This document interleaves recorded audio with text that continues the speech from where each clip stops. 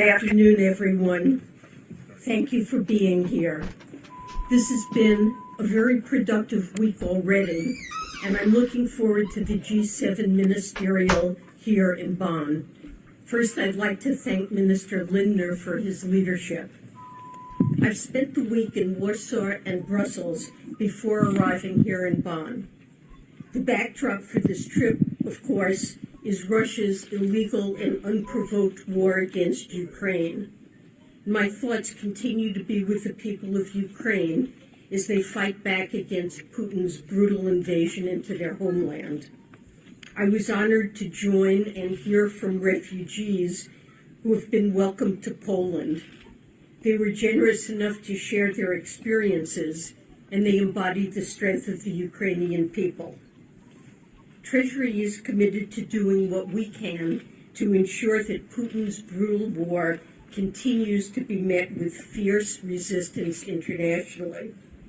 The United States and more than 30 of our partners, representing well over half the world's economy, have imposed unprecedented financial pressure measures on Russia and its leadership. We are firm in our resolve to hold Putin accountable and to strengthen the hand of the Ukrainian people as the invasion continues. Thanks to this unity, the sanctions imposed against the Russian Federation have already had enormous impact. Russia is experiencing recession, high inflation, acute challenges in their financial system, and an inability to procure the material and products they need to support their war or their economy. Over the next 2 days, I'll work with my G7 counterparts to ensure we continue to stand together to uphold our shared principles and extend our cooperation to boosting our support for Ukraine. I expect that the Senate will respond to the President's request and pass a package of $40 billion in security, economic, and humanitarian aid soon. In Bonn, I'll ask my G7 counterparts to join us in increasing their financial support to Ukraine. Ukraine has done remarkable work to repel Russia's invasion, but they need our help, and they need it now. Zooming out, though, Russia's war against Ukraine has exacerbated the issue of food security for people around the world, particularly in emerging and developing countries. I'm deeply concerned by how this is unfolding. There's a very real risk that soaring global market prices of food and fertilizer will result in more people going hungry, further exacerbate price pressures, and harm government fiscal and external positions. At my direction, international financial institutions, including the IMF and World Bank, have developed an action plan to address this threat. These IFIs have started surging billions in resources. For example, the World Bank is mobilizing over $1.9 billion, and details were announced earlier today. This has been important progress, but we need to double down on our efforts to ensure that people around the world can feed their families. Finally, it's no secret that I'm keenly focused on moving forward on the global agreement on international tax reform, including a global minimum tax that will level the playing field and raise crucial revenues to benefit people around the world. Last fall, 137 countries, representing nearly 95% of the world's GDP, agreed on a deal that will stabilize our tax systems, provide resources to invest in security and respond to crises like COVID-19, and ensure that corporations fairly share the burden of financing government. I know my counterparts in the G7 share my sense of urgency, and I look forward to discussing the next steps with them. And with that, let me stop, and I'd be happy to take your questions.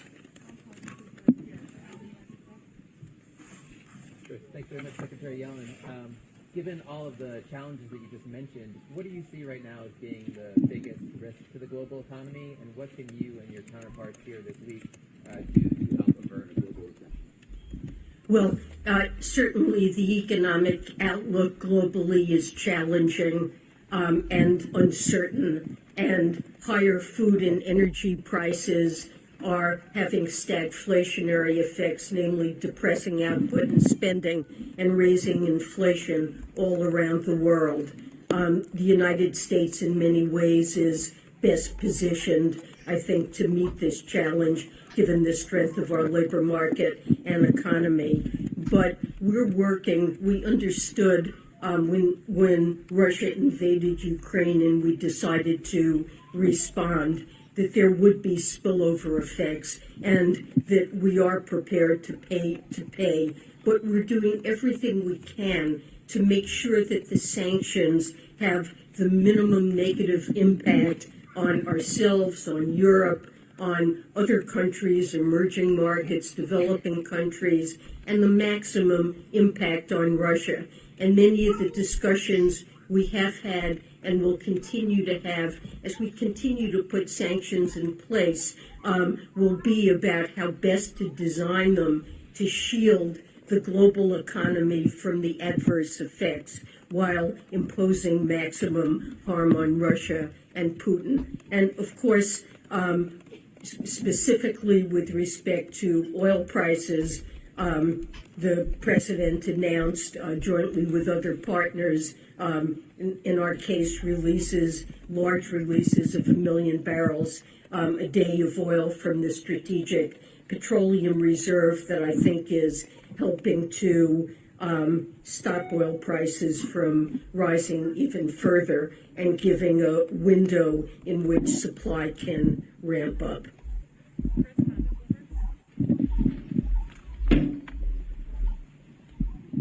Thank you. Good afternoon, Secretary Yellen. Chris Conner from Bloomberg News. In recent months, Secretary Yellen, the U.S. dollar has appreciated significantly against many other currencies. And part of that is, of course, a natural result of the expectation for higher interest rates in the U.S. But the extent of that strengthening has surprised and even alarmed some market participants and some governments. Could you assess if that strengthening were to continue, how worried would you be on two levels? First, about the U.S. Domestic economy, given its potential impact on export manufacturers, and also on the many countries around the world that carry significant levels of dollar-denominated debt. Would you be worried about it provoking a debt crisis? And finally, would the administration advise that anything could or should be done about this scenario? Thank you. So let me say, from the standpoint of the administration, we're committed to a market-determined exchange rate, although we've made clear that actions that countries specifically take to push down the value of their currencies in order to distort trade in their favor, that we will respond to that.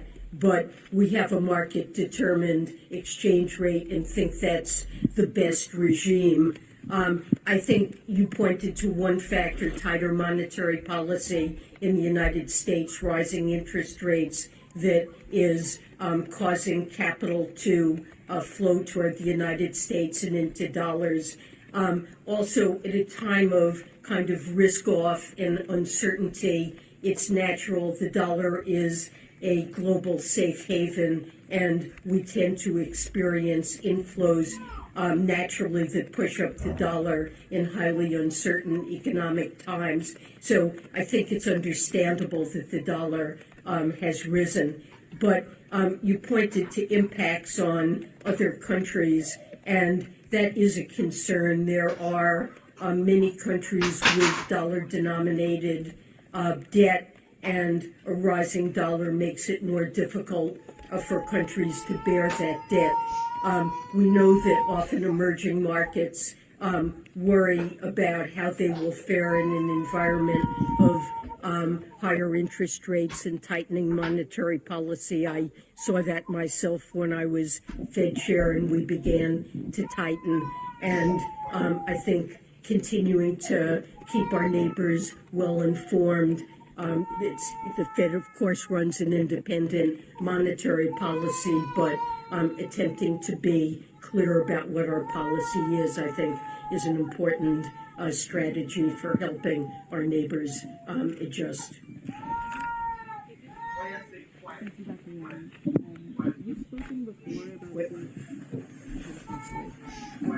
You've spoken before about the possibility of Russian central bank reserves being used to fund to defend Ukraine and to rebuild the country.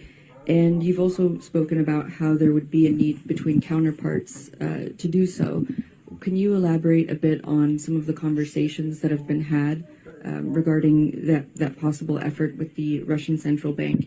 And also, could you talk a little bit about what sanctions options are left available and what are some of the most severe that could be imposed and when they would potentially be imposed? So with respect to the assets of the Russian central bank, they're obviously substantial. I think the United States and our partners, it's estimated, have blocked around 300 billion of those assets.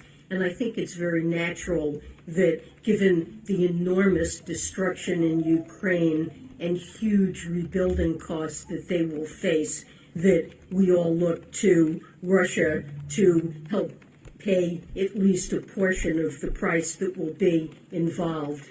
That said, while we're beginning to look at this, it would not be legal now in the United States for the government to seize those statutes. It's not something that is legally permissible in the United States. Other countries have, legal issues around it as well. And there really are a number of issues. Conversations are really just beginning among countries about how to finance longer-term reconstruction and whether or not those assets should play a role, and if so, how. So I don't really have a lot further news for you on that. No, Annette, well, where is the thing? I need to have two. Annette Weisbach from CNBC. I have a question on inflation for you again, because inflation also in the United States, but here in Europe, is starting to potentially get out of control. So how concerned are you about that? And is that one reason why you are floating the idea of having tariffs on oil exports from Russia and not an outright ban from the European Union? Thank you. So inflation clearly is a concern in many parts of the world, in the United States, in the UK, and in the rest of Europe as well. And clearly higher energy prices, higher food prices and other commodity prices, really due to Putin's choice to launch a war in Ukraine against Ukraine, are really responsible for much of that. And we understood that there would be consequences, that we would not be able to shield ourselves entirely from economic consequences. But the principle that all of us have adopted as we consider what sanctions packages to adopt are, as I said, we want to have the maximum impact we can on Russia, the maximum negative impact to degrade their ability to wage war now and project power in the years ahead, and to minimize the negative spillovers to ourselves.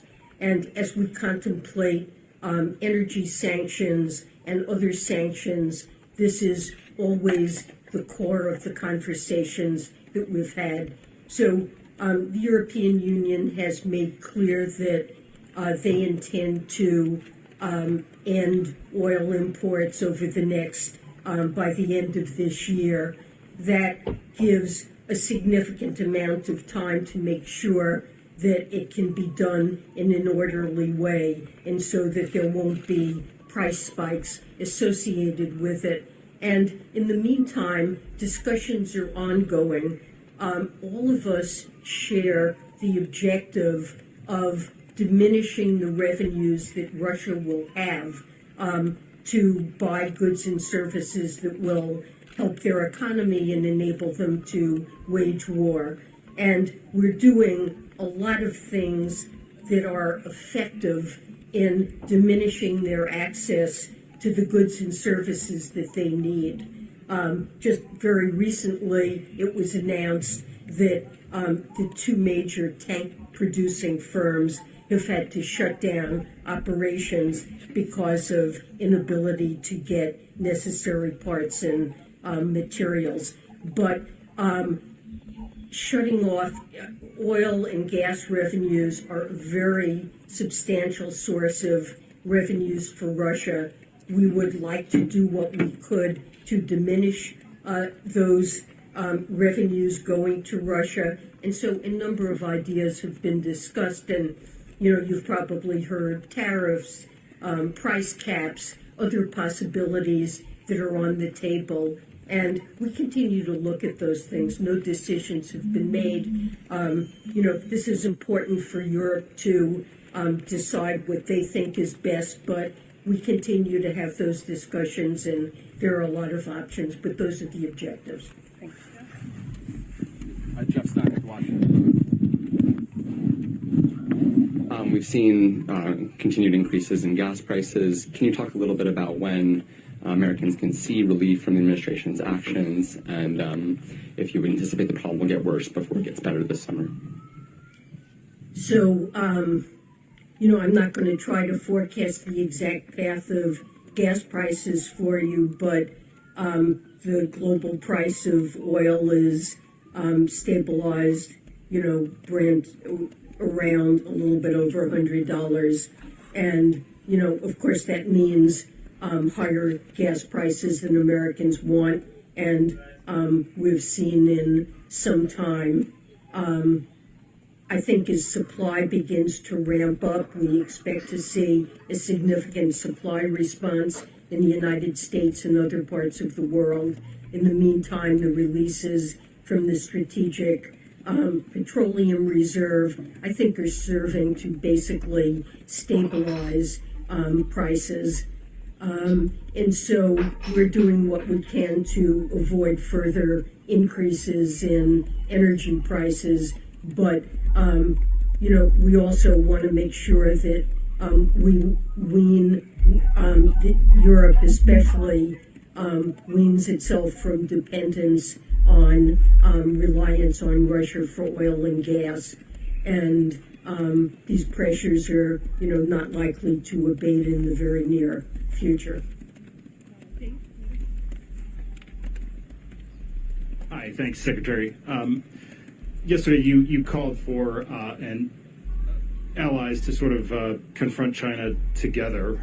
How concerned are you about the lockdowns that are going on in China right now? They are the producer for the world.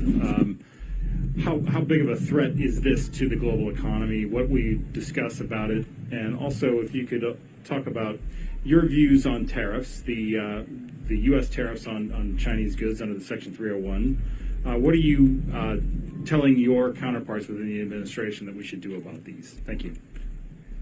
So, with respect to China, certainly the lockdowns look like they are impeding the production and flow of goods and services, given how extensive they are, and compounding supply chain difficulties that we have had that have boosted prices, although some of those pressures seem to be mitigating. The developments in China exacerbate those supply chain pressures, and so that's a source of concern. China also seems to be experiencing a slowdown in growth, and as one of the largest economies in the globe, China's economic performance really has spillover impacts on growth all around the world, and so that is a factor that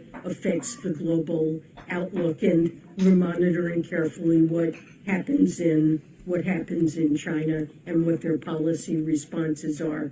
With respect to tariffs, discussions about tariffs are underway in the administration.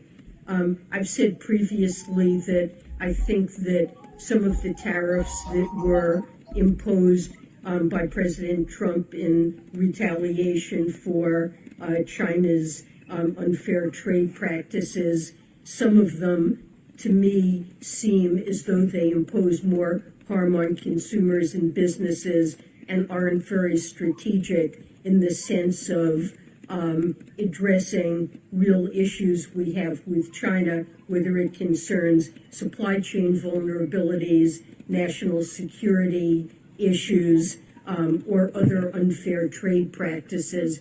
And so I see a case not only because of inflation, but because there would be benefits to consumers and firms from some of the tariffs, that some relief could come from cutting some of them. But we're having these discussions. There are a variety of impacts. There are a variety of opinions, and we really haven't sorted out yet, come to agreement on where to be on tariffs. And I respect the opinions I hear expressed around the policy table. There are a variety of valid concerns.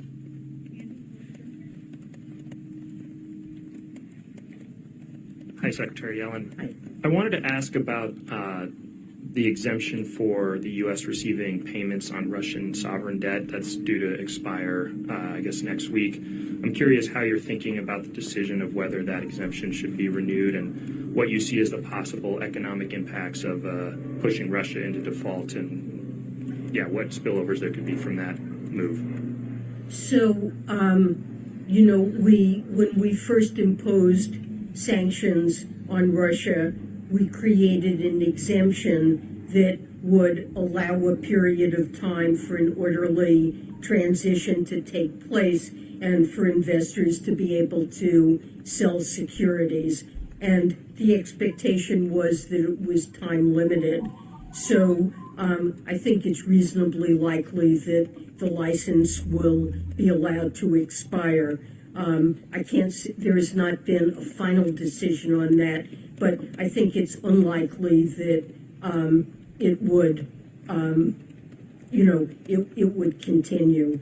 In terms of Russia, Russia is not able right now to borrow in global financial markets. It has no access to capital markets. If Russia is unable to find a legal way to make these payments and they technically default on their debt, I don't think that really represents a significant change in Russia's situation. They're already cut off from global capital markets, and that would continue. Klaus Ulverstadt with Germany's Süddeutsche Zeitung. Madam Secretary, are you concerned that the United States, Europe, and China might end up in some kind of synchronized recession like Ken Rogoff and other economists have predicted? Thank you. I mean, I really hope that doesn't happen. From the U.S. point of view, I would say that we have a great deal of economic momentum in the United States. We probably recovered faster from the pandemic economically than almost any other country. And, we have a very low, almost the lowest unemployment we've had in the post-war period, huge job creation, a very tight labor market, and households that are in overall excellent financial shape with substantial buffer stocks of resources that they can use to continue to spend. We have inflation. Obviously, the Fed is tightening monetary policy to address it. And we're in a global environment where there are significant risks and pressures. but I really don't expect the United States to fall into a recession. I think Europe is perhaps a bit more vulnerable, and of course more exposed on the energy front than the United States is. I'm not going to make a forecast here, but this is an environment that is filled with risks, both with respect to inflation and also potential slowdowns.